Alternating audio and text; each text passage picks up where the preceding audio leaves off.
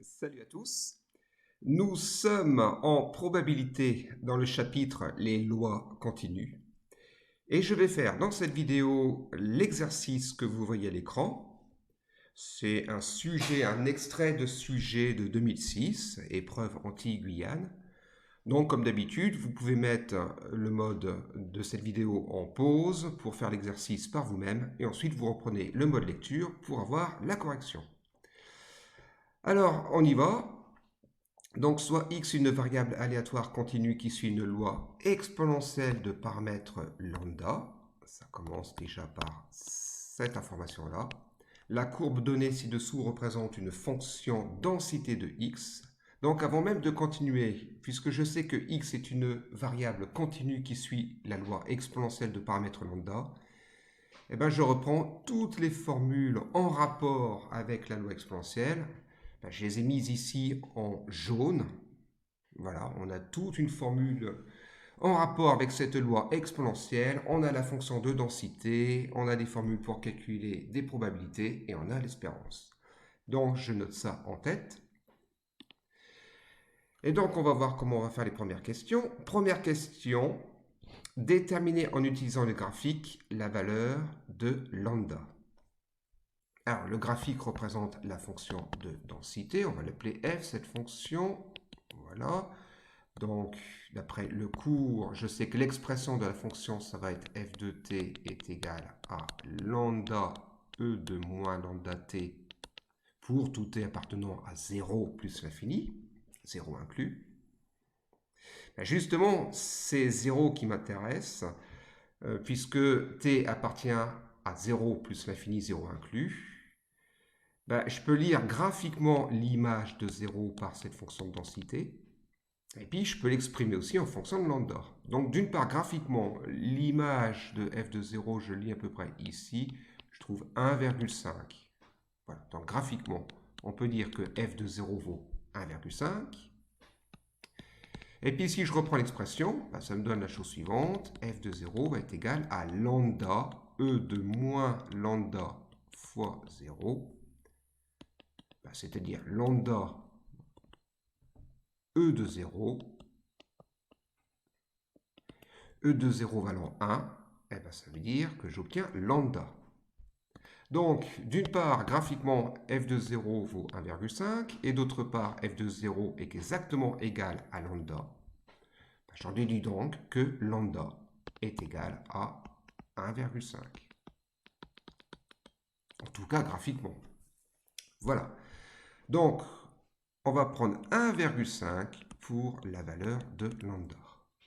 Allez, on va tricher puisque je vous ai dit en début de la vidéo que c'était un exercice de bac. Regardons les questions suivantes si on ne retrouve pas le 1,5. Et en fait, on le retrouve ici. Voilà. Donc ça conforte notre raisonnement. Bon, on ne va pas dire que c'est égal à 1,5 d'après la question de la partie 2, mais en tout cas, ça conforte notre raisonnement. C'est important dans des épreuves d'examen, notamment de bac, de regarder les questions suivantes. Quelquefois, il y a des résultats qui nous sont donnés. Allez, maintenant qu'on a le paramètre lambda, on peut faire les questions suivantes. Donc, question 2, pour chacun des calculs de probabilité de cette question, on donnera une valeur exacte, puis une valeur approchée à 10-3 près. Question 2a, calculer P de x supérieur à 1. Bon, il y a une formule pour ça. Je peux la remettre, mais je ne veux pas remettre dans cette vidéo toutes les formules. Je la remets une dernière fois. Il y a une formule qui dit que P de x supérieur à alpha est égal à E de moins lambda alpha. Donc je vais appliquer cette formule. Ça fait tout simplement E de moins lambda fois 1, c'est-à-dire E de moins lambda. Voilà. C'est-à-dire, allez, je vais effacer ma formule, on l'a vu, c'est-à-dire E de moins 1,5. Voilà, on va considérer ça comme valeur exacte. Si on prend une valeur approchée, on trouve à peu près 0,223. Il veut l'arrondir à 10-3, ok, à peu près 0,223. Deuxième probabilité, on veut P de x inférieur à 2. Là aussi, il y a une autre formule pour calculer cette proba. Je ne la marque pas, je vous l'ai montré tout à l'heure. On va directement l'appliquer. Ça fait 1 moins E2 moins lambda fois 2. Voilà, allez, si je vous la remontre rapidement, c'est cette formule-là. Je vais la surligner en bleu. C'est cette formule-là. Voilà. Ce qui fait, je continue mes calculs, c'est vraiment l'application ici. Ben, ça fait 1 moins E2. Alors, je remplace lambda par 1,5. Donc, moins 1,5 fois 2, ça fait 1 moins E2 moins 3. Voilà la valeur exacte. Calculatrice pour avoir une valeur approchée, on trouve 0,950.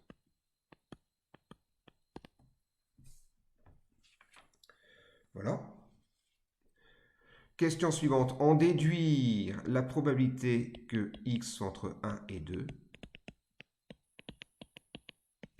Voilà, donc je vais quand même numéroter les questions. 2A ici, voilà la 2B. Bon, bah là, il y a différentes manières de faire. Puisque c'est marqué en déduire, je vais prendre une manière utilisant les probabilités précédentes. C'est un peu dans l'esprit de la question. Bah ici, on peut écrire la chose suivante. Ça va être P de x inférieur à 2 moins P de x inférieur à 1. Voilà, comme ceci. Bah oui, P de x entre 1 et 2, bah c'est déjà P de x inférieur à 2 moins P de x inférieur à 1. C'est une manière de faire. Petite remarque, inférieur au sens strict ou au sens large, ça n'a pas d'importance puisque x suit une loi continue, hein, c'est la loi exponentielle. Ben, la probabilité que x soit strictement inférieur à 2, c'est la même que la probabilité que x soit inférieur ou égal à 2. Donc ici, je ne m'embête pas.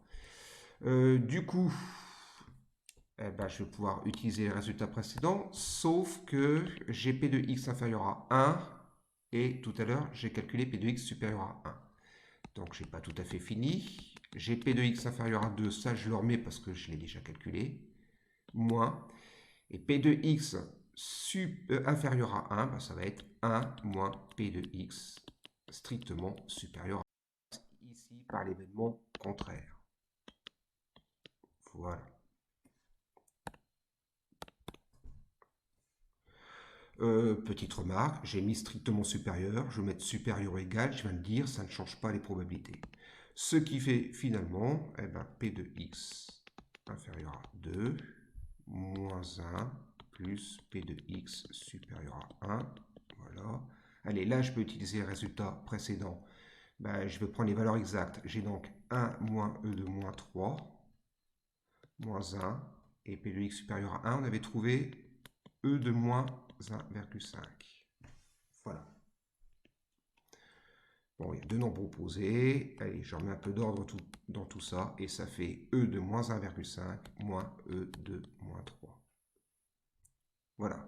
La valeur exacte de P de x entre 1 et 2. Une remarque, encore une. Il y a une formule qui permet de calculer ça directement. Je vous la mets en dessous. On aura pu directement appliquer cette formule-là. Vous savez que la probabilité que x entre alpha et bêta, bah, c'est du E de moins alpha moins lambda alpha moins E de moins lambda bêta. Et ben, on retrouve exactement le calcul précédent. Le moins 1,5 c'est moins 1,5 fois 1 et puis le moins 3 c'est moins 1,5 fois 2. On retrouve cette formule. Autre possibilité, même si c'est marqué en déduire, il y a une autre possibilité. Si on ne connaît pas cette formule-là, si ce n'était pas marqué en déduire, si on nous laissait vraiment beaucoup plus de possibilités, ben vous savez que pour calculer la probabilité que x soit entre 1 et 2, vous pouvez aussi faire intégrale entre 1 et 2 de la fonction de densité, c'est-à-dire lambda E moins lambda T dt. Le lambda, il est connu, il vaut 1,5. Vous calculez cette intégrale, il faut donc trouver une primitive de l'expression ici pour en déduire l'intégrale. Et en fait, on retombe sur le résultat qui se trouve juste au-dessus. Donc voilà pour la question de B. Alors je vais remettre dans un coin tous les résultats. Allez, je vais effacer ça. Voilà. Ah, la valeur approchée, au fait, c'est 0,173. Allez, ça fait à peu près 0,173. Après, c'est la calculatrice qui nous donne le résultat. Donc, je vais noter tout ça avant de poursuivre. Donc, j'avais E de moins 1,5 ici. Ensuite, P de x inférieur à 2 chez 1 moins E de moins 3. Et puis l'autre, c'est E de moins 1,5 moins E de moins 3. Voilà, je note dans un coin les résultats. Et je passe à la partie 2. Voilà, je peux effacer tout ça. Donc, dans la partie 2, une machine-outil fabrique des cylindres. On mesure l'écart en dixièmes de millimètre entre le diamètre des cylindres et la valeur de réglage de la machine. On suppose que cet écart suit la loi exponentielle de paramètres lambda est égal à 1,5. Bon, en gros, si j'appelle x l'écart justement entre le diamètre des cylindres et la valeur de réglage, x suit la loi exponentielle de paramètres lambda 1,5, ben, c'est la même variable qu'on a donnée dans la partie 1. Donc, dans la partie 2, puisqu'on est dans la même loi exponentielle de paramètres 1,5, ben, on peut appeler x l'écart entre le diamètre des cylindres et la valeur de réglage de la machine. Voilà, on est dans la même loi exponentielle. Je continue à lire, si l'écart est inférieur à 1, le cylindre est accepté. Si l'écart est compris entre 1 et 2, on procède à une rectification qui permet d'accepter le cylindre dans 80% des cas. Et si l'écart est supérieur à 2, le cylindre sera rejeté, refusé. On prélève au hasard un cylindre de la production. Première question, montrer que la proba qu'il soit accepté est 2, etc. Bon, ben, quand je lis ça, j'ai bien envie de schématiser cet énoncé avec un arbre. Il y a plusieurs cas. Donc, on peut peut-être nommer des événements et puis faire un arbre. Donc, je vais déjà noter quelque chose qu'on sait déjà. X, c'est pas un événement X, hein, c'est une variable aléatoire. C'est la variable aléatoire, voilà, variable aléatoire, qui correspond, je vais vite, à l'écart. On nous dit que X suit la loi exponentielle de paramètres lambda 1,5 sur 0 plus infini, j'écris pas tout. On peut noter la chose suivante, je proposerai soit A, l'événement, le cylindre est accepté. Donc je vais mettre accepté pour aller vite ici. Évidemment, je ferai la phrase si c'était à rédiger. OK. On peut mettre comme autre événement refusé. Alors, il y a refusé, il y a rectification. Bon, on va mettre R, le cylindre est refusé. Voilà. Oui, ou bien A bar, à la limite. Allez, on va mettre R, le cylindre est refusé. Alors, refusé, hop, refusé, voilà. Il n'y a pas d'accent ici. Et puis, il va subir une rectification dans certains cas. Bon, bah, je vais mettre REC pour ne pas mettre R, ne pas confondre. Allez, je vais mettre REC. Allez, REC. Et bien, le cylindre subit une rectification. Donc, rectification. Voilà. Alors, je vais construire l'arbre maintenant. Allez. Donc, il y a 3 cas pour commencer. Le premier cas, l'écart est inférieur à 1. Ben, je vais noter ce chemin suivant. Je vais mettre ici x inférieur à 1. Voilà, je vais le mettre comme ceci. Il y a le cas où l'écart est compris entre 1 et 2, donc deuxième chemin. Et puis le cas où c'est supérieur à 2. Donc je vais faire un arbre comme ceci.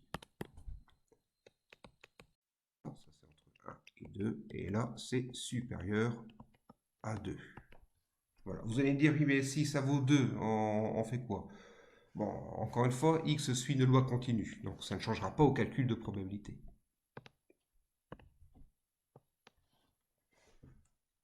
Ou alors, on va mettre ici, non pas inférieur ou égal, mais strictement, voilà. Et puis ici, strictement inférieur à 1. On va prendre ce cas-là. Voilà. Alors, si l'écart est inférieur à 1, je continue mon arbre, bah, il va être accepté. Ok, donc à la limite, je peux faire comme ceci, et là, je vais mettre A. Si l'écart est entre 1 et 2, alors il va être accepté ou pas, il va être accepté dans 80% des cas. Donc il va y avoir deux branches ici, où il sera accepté, ou refusé, j'aurais pu mettre A bar, ben, j'ai mis R, R. Voilà. Et si l'écart est au moins égal à 2, supérieur à 2, eh ben, c'est refusé. Donc voilà, schématiquement, je peux retranscrire les données de l'énoncé avec cet arbre. Je vais mettre les probabilités, je vais faire un arbre pondéré. Allez, la probabilité que x soit inférieur à 1, bon, on l'a déjà calculé, je vais les écrire en vert, ces probas. On les a déjà calculés. Alors, on a calculé P de x supérieur à 1, mais pour calculer l'événement contraire, ça va aller vite, ça fait 1 moins E de moins 1,5. Voilà. Hein, puisque P de x supérieur à 1, on avait trouvé E de moins 1,5. Donc, je passe par l'événement contraire, P de x inférieur à 1 est égal à 1 moins P de x supérieur à 1, donc 1 moins E de moins 1,5. Donc, je l'ai fait rapidement. Le P de x entre 1 et 2, on l'a déjà fait, je le note, c'est E moins 1,5 moins E de moins 3. Et P de x supérieur à 2, bon, on l'avait calculé, non, on ne l'a pas calculé non plus, il faut passer par l'événement contraire. Ben, ça va être 1 moins P de x inférieur à 2, c'est-à-dire 1 moins tout ça, et ben, ça fait ça après calcul. Hein, ici, j'ai fait 1 moins P de x inférieur à 2, c'est-à-dire 1 moins E de moins 3, et ça fait E de moins 3. Ok, petit détail, si j'ajoute tout ça, je vais vraiment le souligner en rose. Si j'ajoute tout ça, ça doit faire 1. On vérifie rapidement, voir si tout est cohérent. Ah ouais, si j'ajoute tout, les exponentielles ici s'annulent, il y a plein de nombres opposés, il ne reste plus que 1. C'est bon, ça colle. Je continue mon arbre pondéré. Alors, les probas. Donc, si x est inférieur à 1, le cylindre est accepté. La probabilité, elle est de 1 ici. Bon, ce petit chemin, il n'est pas très utile, mais je l'ai mis. Si x est entre 1 et 2, alors le cylindre va subir une rectification et il va être accepté avec une probabilité de 80%. Donc 0,8 ici. Donc rejeté avec une probabilité de 0,2. Et si l'écart x dépasse 2, ou est au moins égal à 2, eh ben, il est rejeté, donc je vais mettre 1 ici. Voilà. Alors maintenant que mon arbre est fait, ben, je vais pouvoir lire les questions et surtout les probabilités qu'on me demande. Dans question 2a, montrer que la probabilité qu'il soit accepté est de 0,915 à 10-3 près. Bon, c'est-à-dire que je vais regarder tous les chemins qui passent ou qui mènent à le cylindre est accepté. Ben, il y a ce chemin-là. Je vais mettre un point ici. Il y a ce chemin-là. Et il y a ce chemin-là. Voilà. Et ben, je vais calculer les probabilités de ces deux chemins et additionner tout ça. Donc, si je fais les calculs séparément, allez, là, ça va être du vert clair ou du bleu. Allez, bleu foncé. Donc ici, ce chemin-là, c'est quoi? C'est la probabilité qu'il soit inférieur à 1 et qu'il soit accepté. Inter A, je peux le mettre comme ça. Bon, au niveau des calculs, ça fait 1 moins E de moins 1,5 fois 1. Bon, ça fait 1 moins E de moins 1,5. J'écris pas. Le deuxième chemin, donc ce serait, si je le notais, la probabilité que x, l'écart, soit entre 1 et 2. Donc on va le mettre comme ceci. Et qu'il soit accepté. C'est-à-dire, eh ben, je multiplie les probas, ça fait E de moins 1,5 moins E de moins 3 fois, voilà, moins E de moins 3 fois 0,8. Voilà, hein, on multiplie les probas de toutes les branches du chemin qu'on utilise. On fait ça avec ça, on arrive là, on multiplie toutes les probas. Ça, vous le savez. Voilà, comme là j'ai fait, tout, mais c'est un peu inutile ce que je fais. J'ai fait ça fois 1, mais bon. La branche, là où j'ai mis le 1, n'est pas forcément utile. Ok, Donc, j'ai calculé les probabilités des deux chemins qui mènent à le cylindre est accepté. Et bien maintenant, je n'ai plus qu'à ajouter ces deux chemins pour avoir P de A et répondre à la question. Donc, en dessous, je vais écrire entièrement le calcul. Allez, tout en bas, P de A égale, et allez, ben, je vais recopier, donc ça fait 1 moins E de moins 1,5, plus, et l'autre chemin, bon, je vais mettre le 0,8 devant, ça va faire 0,8 fois E de moins 1,5, moins E de moins 3. Voilà le calcul. Bon, bah après, on prend la calculatrice pour vérifier que ça fait bien 0,915. Alors en fait, ça fait 0,916 quand j'ai pris la calculatrice. Je vais la prendre. Il doit y avoir encore un 5 si je mets 4 chiffres après la virgule, 4 ou 5. Il y a 0,915 et il y a encore un 5. Voilà, puis après il y a un 4, mais ce n'est pas important. Donc normalement, je devrais plutôt arrondir à 0,916 ici, si j'arrondis au plus proche. Hein, quand il y a un 5, on arrondit au supérieur normalement.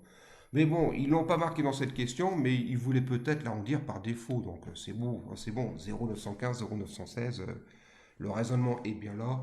Et là, c'est vraiment qu'une question d'arrondi. Sans le préciser, ils ont voulu peut-être qu'ici on arrondisse par défaut. Donc voilà, il ne faut pas paniquer, c'est bon. Dernière question. Donc je vais garder l'arbre, je vais garder tout ça. Et dernière question, sachant qu'il est accepté, quelle est la probabilité qu'il ait subi une rectification, que le cylindre ait subi une rectification? Bon, je zoome sur l'énoncé pour montrer la question. Sachant qu'il est accepté, quelle est la probabilité qu'il ait subi une rectification?